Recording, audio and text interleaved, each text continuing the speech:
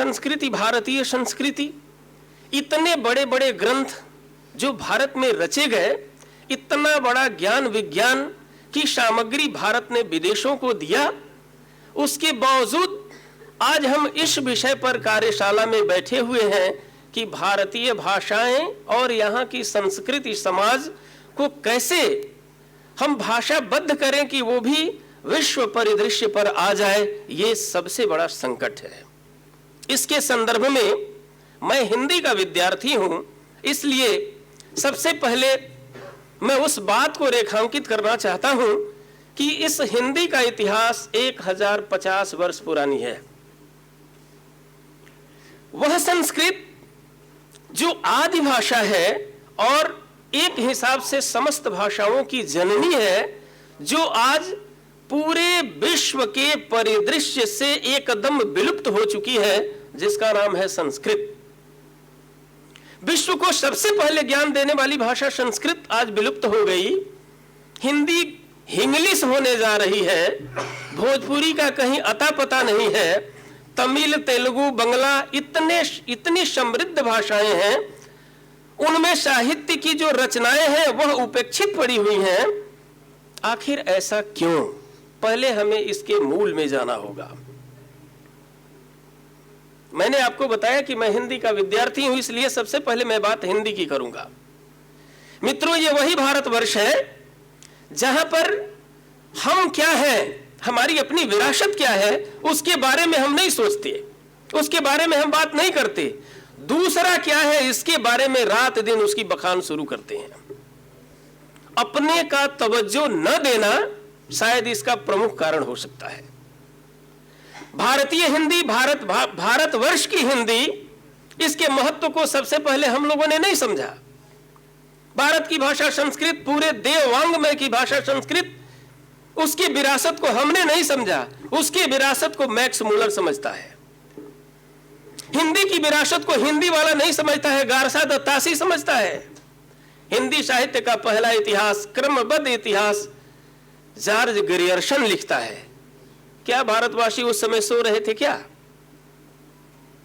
मैं पूछता हूं कि मैक्स मूलर जो पूरे संस्कृत वांग्मय को उठा कर ले गया और उसी को ले जाकर के वो विश्व का दारोगा बना हुआ है, और उसी संस्कृत, इतनी अच्छी संस्कृत, इंटरनेट की भाषा संस्कृत, सबसे परिष्कृत परिमार्जित संस्कृत, जो हमारी अपनी निज की भाषा थी, उसको हम लोगों ने एक तरफ से किनारे कर दिया।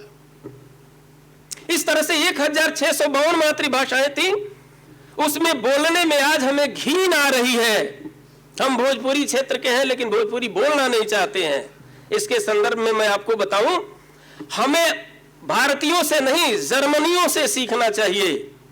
जर्मन की गैलिक भाषा, जर्मन, जब आप जानते हैं कि 2 बार विश्व युद्ध हुए, जर्मनी का क्या हाल हुआ था।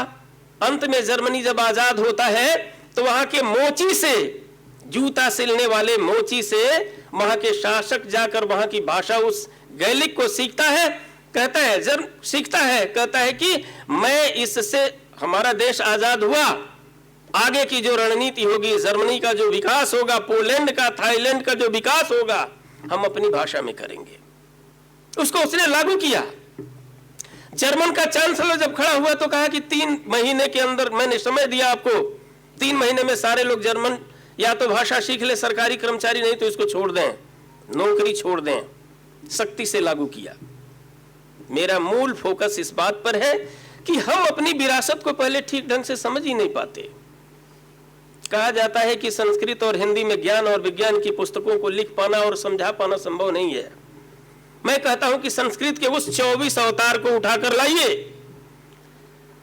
24 अवतार जो हमारे संस्कृत ग्रंथ में जो वर्णित है, उससे विज्ञान को लाकर तुलना कीजिए। मानव के विकास की पूरी कहानी उन 24 अवतारों में गुंफित है। जीव की उत्पत्ति कब से हुई और आज किस रूप में पहुंची हुई है। आज जीव से लेकर के पूरा का पूरा विश्व, ये पूरी धरातल और यहाँ के जीव जिसमें मनुष्य भी है, उसका विकास कैसे हुआ। आप केवल 24 अवतारों को अगर आप सीख ले तो जीव की उत्पत्ति से लेकर के आज के विकास की कहानी उसमें गुंफित है। आप लोग जाकर विचार कीजिएगा। लेकिन हम इसको लिख नहीं सकते, क्योंकि वो हमारी अपनी की है ना। लोगों ने कहा घर की मुर्गी दाल बरोबर। हम अपने आप को कभी तवज्जो ही नहीं देते हैं। तब इस तरह से कार्यशालाओं का आयोजन किया जाता है। कहा जाता है कि हम अपने विरासत को कैसे सजोए। क्या आप जानते हैं संस्कृत, बंगला, हिंदी देश की स्वतंत्रता की भाषा रही है। इसके साथ कितना सौतेला व्यवहार हुआ। विदेशी आयावर जो भारतवर्ष में जो आए, चाहे कोई भी रहा हो, मुगल रहा हो, अंग्रेज रहे हो, फ्रांसीसी रहे हो, सतवाहन रहे हो, डच रहे हो, यूचियाई रहे हो, जितने भी तरह के विदेशी आयावर आए जिन्होंने शासन किया, वह अपनी भाषा को लाकर हमारे ऊपर थोप दिया। हमारी विरासत को नीचा दिखाने के लिए, ये दिखाने के लिए कार्य किया और अपनी भाषा को हमारे ऊपर थोपा, और हम आज के डेट में भी उसी को लेकर ढो रहे हैं। मैं आपको बताऊं, लॉर्ड मैकाले भारतवर्ष में आता है। वह बहुरूपिया बिजनेस के बहाने, व्यापार के बहाने भारतवर्ष में घुसे और यहाँ के पूरे व्यापार, वाणिज्य, शिक्षा, समाज सबको विनष्ट कर डाला। आप इसके पीछे के इतिहास को पढ़ें। खास करके मैं पीछे वाले विद्यार्थियों से कहता हूं कि आपको इतिहास पढ़ना चाहिए। लॉर्ड मैकाले जब भारतवर्ष में आता है तो 12 वर्ष तक पूरे भारतवर्ष का भ्रमण करता है। ये लॉर्ड मैकाले अंतिम आदमी नहीं है। इससे पहले अंग्रेजों के कई सारे अफसर आए जो भाषा के स्तर पर पूरे भारतवर्ष का भ्रमण करते हैं। कहते हैं कि किसी देश पर कब्जा करने के लिए और स्थायी रूप से शासन करने के लिए वहां की सबसे पहले भाषा पर कब्जा करना जरूरी है, वहां की संस्कृति पर कब्जा करना जरूरी है। इतने वर्षों तक भारतवर्ष का भ्रमण करने के बाद आप जानते हैं, आप चले जाइए ब्रिटिश लाइब्रेरी में, आप वहां पर उसके भाषण के अंश लिपिबद्ध रूप में वहां पर पड़े हुए हैं। इंडियन हाउस जो है ब्रिटेन में, वो लिखता है, भाषण देता है, वो कहता है कि आज तो नहीं, कई 100 वर्षों तक अगर भारतवर्ष में हम घूमते रह जाएंगे फिर भी भारतवर्ष को ठीक ढंग से हम लोग गुलाम नहीं बना पाएंगे। तो वहां के सांसद पूछते हैं कि केवल भाषण मत दीजिए, यह बताइए कि भारत को गुलाम कैसे बनाएंगे। तो कहता है कि वहां की शिक्षा व्यवस्था को सबसे पहले हमें ध्वस्त करना पड़ेगा। कैसे ध्वस्त करना पड़ेगा भाई? तो उसी पर वो भाषण देता है, कहता है कि 7 लाख पाठशालाएं। आप समझिए, लॉर्ड मैकाले जब आता है, 12 वर्षों तक घूमता है, उस समय की ये रिपोर्ट है जो मैं आपको बता रहा हूं, ब्रिटिश लाइब्रेरी में आपको ये मिल जाएगा। कहता है कि भारतवर्ष में 60 लाख पाठशालाएं निम्न से लेकर के उच्च स्तर तक की हैं, जिसमें 39 विषयों पर, ज्ञान विज्ञान की 39 विषयों पर शिक्षा दी जाती है। तो पूछते हैं कि इतनी बड़ी पाठशाला चलाने के लिए तो बहुत पैसे की आवश्यकता है, ये भारतवर्ष वाले करते कैसे हैं? वो तो बहुत गरीब हैं। तो कहता है कि वहां शिक्षा का विषय गुरुओं पर निर्भर है, सरकार का विषय नहीं है, सरकार उसके लिए अनुदान नहीं देती है। तो ब्रिटिश पार्लियामेंट में पूछा जाता है तो फिर ये पढ़ते कैसे हैं, ये खर्चा कैसे चलता है? तो कहते हैं कि विद्यार्थी भिक्षा मांग कर ले आते हैं, गुरु तनख्वाह नहीं लेते, विद्यार्थी के साथ भिक्षा मांगते हैं, और ज्ञान विज्ञान की वो रिसर्च होती है वहां पर जो पूरे विश्व में कहीं नहीं होता था। ये बात मैं नहीं, लॉर्ड मैकाले कहता है। आप पढ़िए उसको, ये भाषा वाले पढ़े उसको, और सबसे पहले उस चीज को उठा कर ले आए और भारत के एक एक व्यक्ति तक पहुंचाएं कि देखो भारत की विरासत ये रही है, भारत की ऐसी भाषा रही है, भारत की ऐसी शिक्षा व्यवस्था रही है, भारत की इतनी विराट संस्कृति रही है। ये केवल भाषणों में कहने की बात नहीं है, ये हमें अध्यापकों को भी समझना पड़ेगा और विद्यार्थियों को भी समझाना पड़ेगा। आप देखें उसके बाद आगे ब्रिटिश पार्लियामेंट के मेंबर पूछते हैं कि कैसे होता है, तो कहते हैं कि भिक्षा मांग कर करते हैं। सारे विद्यार्थी जाते हैं तो बिल्डिंगें तो बहुत बनी होगी, जी नहीं, भारत में शिक्षा के लिए कोई बिल्डिंग नहीं है। 7 लाख पाठशालाएं हैं, हर गांव में एक गुरु है, और पेड़ के नीचे, वृक्ष के नीचे बैठकर शिक्षा दी जाती है। आप जाइए दक्षिण भारत का अनुसंधान कीजिए, तमिल में, तेलुगु में अनुसंधान कीजिए, बंगला भाषा में अनुसंधान कीजिए, वहां पर जो सर्जरी, पूरे विश्व को सर्जरी भारत वालों ने सबसे पहले सिखाया था। एक वहां की जो जाति है वो सर्जरी में महारथी थी, और उस समय 64,000 सर्जन केवल तमिलनाडु से पैदा किए जाते थे उन गुरुकुलों में। कहां हैं हम अपनी विरासत को भूल चुके हैं।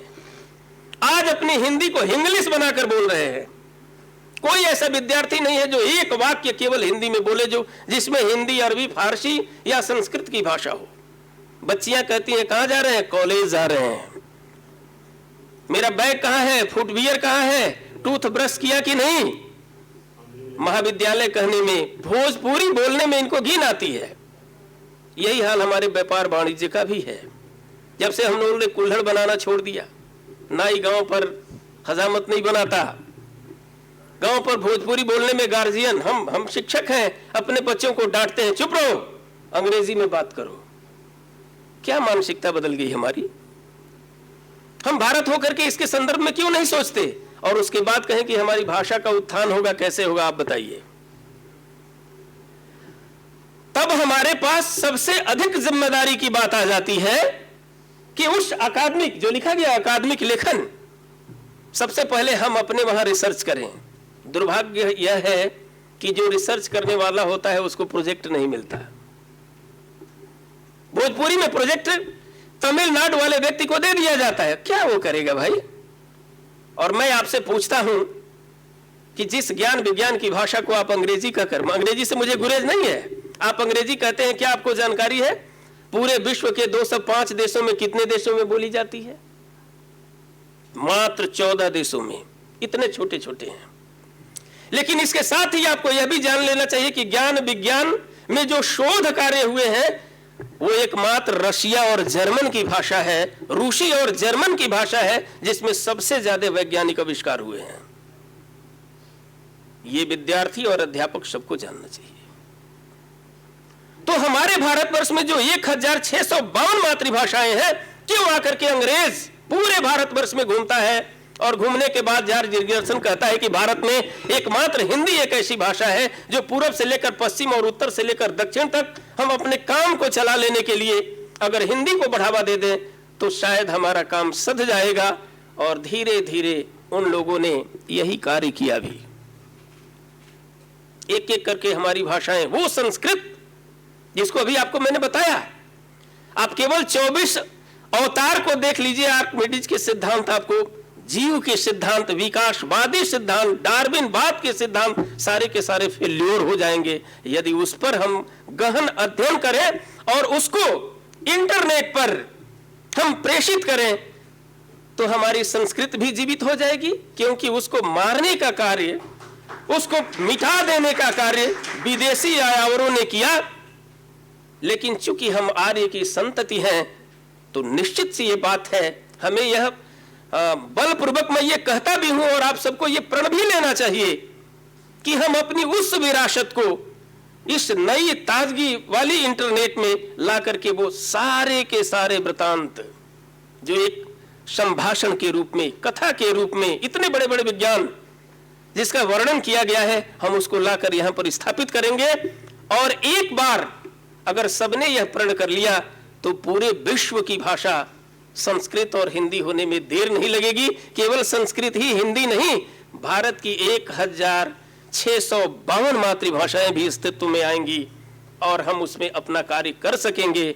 इसलिए जो नितांत जरूरी है वह यही है कि सबसे पहले हम अपने विरासत को समझें, अपनी संस्कृति को समझें, उसकी लोकप्रियता को समझें, उसमें संपादित ज्ञान और विज्ञान को समझें। और आज आवश्यकता है कि उस एक एक कोण पर रिसर्च कर उसको सामने ले आया जाए। जातीय साहित्य, व्यक्तिगत साहित्य, आप जानते हैं ना, मठों और मंदिरों पर विदेशियों का कब्जा हुआ, आग लगा दिए। भारतीय विश्वविद्यालयों में, पुस्तकालयों में आग लगा दी गई जितने हमारे रिसर्च थे। आयुर्वेद पर अनेक सारे शोध भिन्न भिन्न भाषाओं में हुए हैं।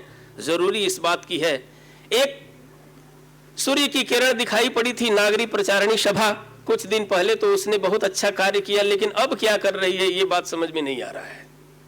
तो आवश्यकता इस बात की है कि जहां आप हैं, जिस रूप में हैं, वहां की कथाओं को अपनी भाषा में, निज की भाषा में उसे प्रस्तुत करने की आवश्यकता है। और यदि आप ऐसा करते हैं तो भारतीय भाषाओं में शोध एवं अकादमिक लेखन की सार्थकता पूर्ण होगी। इन्हीं बातों के साथ मैं अपने वक्तव्य का विराम देता हूं। जय हिंद, जय भारत। है।